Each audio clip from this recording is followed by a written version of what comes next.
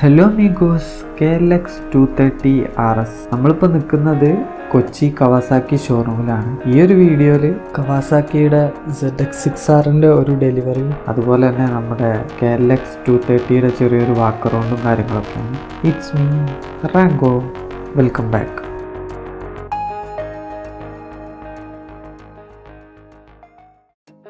Kawasaki. അപ്പോൾ ആദ്യം തന്നെ ഇവിടെ ഉള്ള മോഡൽസ് നോക്കുകയാണെങ്കിൽ നിഞ്ച 300 ഉണ്ട്, നിഞ്ച 500 ഉണ്ട്, Z650 ഉണ്ട്, W175ന്റെ ഒരു റെഡ് വേരിയന്റ് ഉണ്ട്. പിന്നെ ഇത് നമ്മളെ ഡെലിവറിക്കുള്ള ZX6R ആണ്. പിന്നെ W175ന്റെ വേറൊരു മോഡലുണ്ട്, അതിൻ്റെ ബാക്കിലായിട്ട് എലിമിനേറ്റർ ഉണ്ട്. പിന്നെ ഈ സൈഡിലായിട്ട് ഒരുപാട് Z900ഉം ലൈനപ്പ് ചെയ്ത് വെച്ചിട്ടുണ്ട്. പിന്നെ ഇത് കൂടാതെ നമ്മൾ പുറത്ത് കണ്ട ഒരു KLX 230 RS ഉണ്ട്. അപ്പോൾ ഇത്രയും വണ്ടികളാണ് ഇപ്പോൾ ഇവിടെ ഉള്ളത്. തുണിമാറ്റിൽ വീഡിയോ എടുക്കാൻ കഴിഞ്ഞില്ല. ജസ്റ്റ് ഇതാ കസ്റ്റമർ ഇപ്പോൾ വന്നിട്ടുണ്ട്. പുതിയ 6R ആണ്, 2024 മോഡല് ZX6R ആണ്. ഇതൊരു അടിപൊളി വണ്ടി തന്നെ കേട്ടോ. നമ്മുടെ Yamaha R6 ഒക്കെ പോലെ വളരെ യൂണീക്കായിട്ടുള്ള കുറച്ചൊരു പ്രോപ്പർ ഒരു 1000cc ഒപ്പം പിടിക്കാൻ പറ്റുന്ന രീതിയിലുള്ള ഒരു വണ്ടി തന്നെ കേട്ടോ.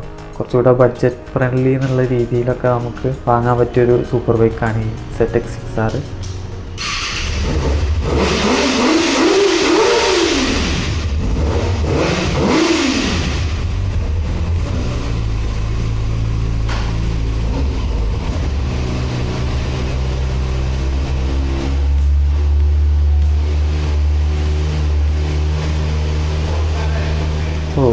ഇങ്ങനൊന്നും വണ്ടി സ്റ്റാർട്ട് ചെയ്ത ഉടനെ റിവ് ചെയ്തിട്ടോ. കാരണം വണ്ടിൻ്റെ ആ ഒരു ഒപ്റ്റിമൽ ടെമ്പറേച്ചറും കാര്യങ്ങളൊക്കെ എത്തണമെങ്കിൽ ആദ്യം ആ ഐഡ്ലിങ്ങിലൊന്ന് ഓട്ടോമാറ്റിക്കലി വണ്ടി തന്നെ ഒന്ന് റവ് അപ്പ് ചെയ്തിട്ട് ആ ഒരു ഒപ്റ്റിമൽ ടെമ്പറേച്ചർ എത്തും. അതിനുശേഷം റവ് ചെയ്യാവും.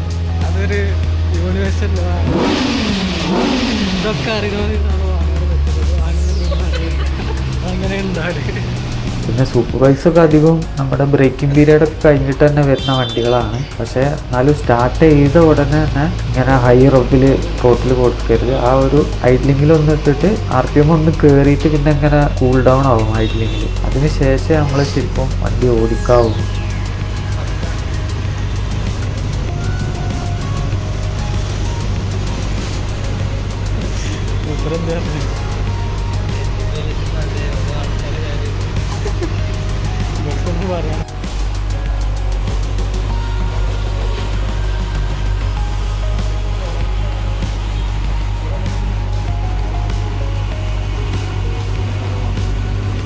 വണ്ടി എന്തായാലും ഒരു രക്ഷയില്ല, പൊളി വണ്ടി.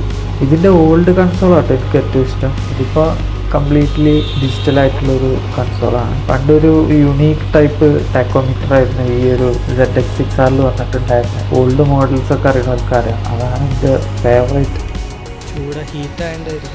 എന്തായാലും സൗണ്ട് അടിപൊളി കേട്ടോ. നല്ല അടിപൊളി എക്സോസ്റ്റ് നോട്ട്, ഒരു രക്ഷയില്ല. ഇത് വേറെ തന്നെ കേട്ടോ. കവാസാക്കിയുടെ നിഞ്ച സീരീസ് വേറെ തന്നെ ഒരു സ്റ്റൈലാണ്. സ്പോർട്സ് ബൈക്കിൽ എല്ലാവർക്കും ഇഷ്ടപ്പെടുന്ന ഒരു ഡിസൈനാണ്. ഇതിന് ഇഷ്ടമില്ലാത്തവരും ആരും ഉണ്ടാവില്ല എന്നാണ് എനിക്ക് തോന്നുന്നത്. ആ രീതിയിലാണ് ഇതിൻ്റെ ഡിസൈനും കാര്യങ്ങളൊക്കെ. പിന്നെ അറിയാലോ, ഇതിന് വരുന്നത് ഇൻലൈൻ 4 എഞ്ചിനാണ്. അതിൻ്റെ കാര്യം പിന്നെ പ്രത്യേകിച്ച് പറയേണ്ട ആവശ്യമില്ല. പവർ ബോംബ് തന്നെയാണിത്.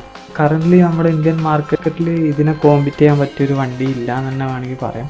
ആകെ ഉണ്ടായിരുന്നത് നമ്മുടെ ട്രയംഫിൻ്റെ ഡേറ്റോണയാണ്. ഡേറ്റോണ ഇപ്പോൾ പുതിയ വേരിയൻറ്റ് വന്നപ്പോൾ കുറച്ചൊരു പവർ ഡ്രോപ്പ് ചെയ്തിട്ടാണ് അവർ ഇറക്കിയിട്ടുള്ളത്. അതുകൊണ്ടിപ്പം കറൻ്റ്ലി നമ്മുടെ ഇന്ത്യൻ മാർക്കറ്റിൽ ഈ ഒരു ZX6Rനെ വെല്ലാണ് വേറൊരു വണ്ടി ഇല്ല എന്ന് തന്നെ പറയാം. ശരിക്കും ഇത് കോമ്പീറ്റ് ചെയ്യുന്നത് ഒരു 1000cc ബൈക്കിനോടാണ്. ഈ വണ്ടീനെ കുറിച്ച് അറിയുന്നവർക്ക് അറിയാം. ശരിക്കും ഇതിവന്ന് കണ്ണെടുക്കാൻ തോന്നുന്നില്ല കേട്ടോ. ഇവിടെ ഉള്ള വണ്ടിയിൽ ഏറ്റവും അടിപൊളി ലുക്ക്, ഒരു അട്രാക്റ്റീവ് ലുക്കുള്ളത് ഈ ഒരു ZX6R എന്നാണ്.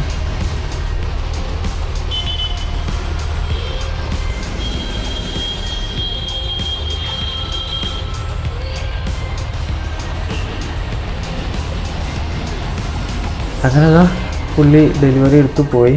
എന്തായാലും ഇനി നമുക്ക് KLX 230 ഒന്ന് വാക്ക് അറൗണ്ട് ചെയ്യാം.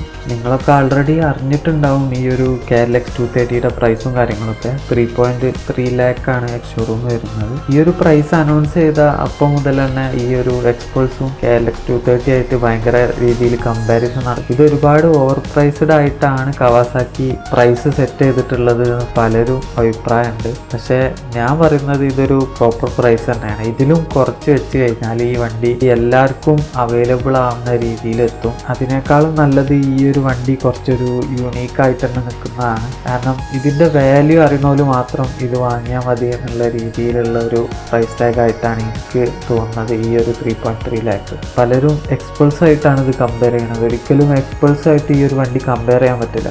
ഈ ഒരു പ്രൈസ് റേഞ്ച് വോർത്താണെന്നുള്ളതിന് സിമ്പിളായിട്ട് കുറച്ച് കാര്യങ്ങൾ മാത്രം നമ്മൾ നോക്കിയാൽ മതി. ഒന്ന്, ഇതിൻ്റെ വെയിറ്റ് ടു പവർ റേഷ്യോ. ഈ ഒരു വണ്ടിൻ്റെ കേർബ് വെയിറ്റ് വരുന്നത് വെറും 139 കിലോഗ്രാം ആണ്. എക്സ്പൾസിൻ്റെ ഒക്കെ വെയിറ്റ് വരുന്നത് 161 ആണ്. പവറും ടോർക്കൊക്കെ ഏകദേശം സിമിലർ ആണെങ്കിലും ഈ ഒരു വെയിറ്റ് ഇത് നല്ലൊരു ഫാക്ടറാണ്. പിന്നെ നിങ്ങളിപ്പോൾ ഈ കാണുന്നത് KLXൻ്റെ 230 RS ആണ്. ഇത് അതിലും വെയിറ്റ് കുറവാണ്. ഇത് ഏകദേശം 115 കിലോഗ്രാം മാത്രമേ കേബ് വെയിറ്റ് വരുന്നുള്ളൂ. ഇതിന് റേറ്റ് നല്ല വ്യത്യാസമുണ്ട് കേട്ടോ. KLX 230 അതുപോലെ തന്നെ KLX 230 RSും തമ്മിൽ തന്നെ നല്ല റേറ്റിന് വ്യത്യാസമുണ്ട്. ഈ ഒരു RSന് ഏകദേശം 1 ലാക്കിലേറെ അധികം വരുന്നുണ്ട്. അതായത് ഏകദേശം 4.5 ലാക്ക് അറൗണ്ട് വരുന്നുണ്ട് ഈ ഒരു KLX 230 RS. പിന്നെ ഈ ഒരു വണ്ടിന്റെ സീറ്റ് ഹൈറ്റ് ഒക്കെ ഏകദേശം നമ്മുടെ എക്സ്പൾസിന്റെ റാലി എഡിഷനായിട്ട് ഏകദേശം സിമിലർ ആണ്. പക്ഷേ ഇതിമേൽ ഇരുന്ന് കഴിഞ്ഞാൽ സസ്പെൻഷൻ കുറച്ചും കൂടെ സോഫ്റ്റ് ആണെന്ന് തോന്നുന്നുണ്ട്. അത് നമുക്ക് ഫീൽ ചെയ്യുന്നുണ്ട്. അതുപോലെ തന്നെ ഇതിന്റെ ചേസിസ് വരുന്നത് perimeter high tensile steel chassis ആണ്. എക്സ്പൾസിൽ വരുന്നത് ട്യൂബുലാർ ഡയമണ്ട് ഫ്രെയിംസ് ആണ്. ഈ ഒരു വെയിറ്റ് ടു പവർ റേഷ്യോ, അതുപോലെ തന്നെ ഇതിന്റെ ബെറ്റർ സസ്പെൻഷൻ, അതുപോലെ ഇതിന്റെ ഫ്രെയിം കുറച്ചും കൂടെ നല്ല ഫ്രെയിമാണ്. ഹൈ ടെൻസൈൽ സ്റ്റീൽ പെരിമീറ്റർ ഫ്രെയിമാണ് ഈ ഒരു വണ്ടിയിൽ വന്നിട്ടുള്ളത്. അതും കുറച്ച് എക്സ്പെൻസീവ് ആണ്. ഈ 3 കാര്യങ്ങൾ ഉള്ളതുകൊണ്ടാണ് ഇതിന് ഇത്രയും റേറ്റ് വരാൻ മെയിൻ കാരണം. അത് പലപ്പോഴും പുറത്തുനിന്ന് നോക്കുന്ന ഒരാൾക്ക് അത് അത്രത്തോളം അറിഞ്ഞോണമെന്നില്ല. കാരണം എല്ലാവരും ഈ ഒരു എൻജിൻ സ്പെക്കൊക്കെ വെച്ചിട്ടാണ് കമ്പയർ ചെയ്യുക. പിന്നെ അതുപോലെ തന്നെ ഈ ഒരു വണ്ടിയിൽ 6 സ്പീഡ് ഗിയർ ബോക്സ് ആണ് വരുന്നത്. പിന്നെ ഒബ്വിയസ്ലി ഇതൊരു ജാപ്പനീസ് എൻജിനാണ്. ജാപ്പനീസ് എൻജിന്റെ റിലയബിലിറ്റിയും അതുപോലെ തന്നെ ഹീറോന്റെ റിലയബിലിറ്റിയും കമ്പയർ ചെയ്താൽ തന്നെ ഈ ഒരു പ്രൈസ് നമുക്ക് ജസ്റ്റിഫൈ ചെയ്യാവുന്നതേ ഉള്ളൂ. അപ്പോൾ